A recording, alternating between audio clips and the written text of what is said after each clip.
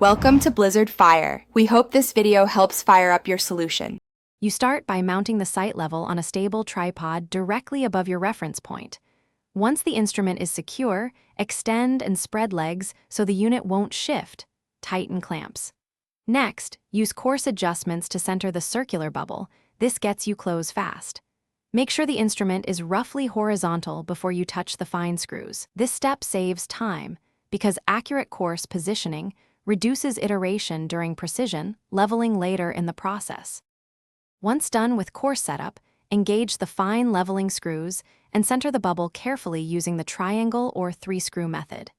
You should rotate the instrument 180 degrees and recheck the bubble. Make sure it remains centered. This confirms true leveling.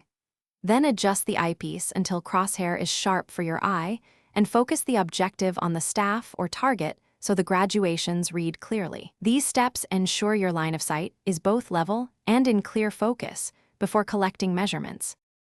You now take your backsight on a known point, record it, then move to intermediate and foresight readings, labeling each station clearly. Make sure you hold the staff vertical. Use the staff bubble if provided. After a run, return to the original benchmark and verify the backsight reading to detect cumulative error.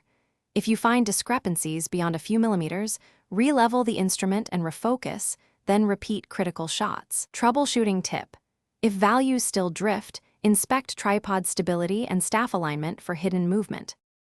Thanks for watching. If you found this helpful, don't forget to like and subscribe.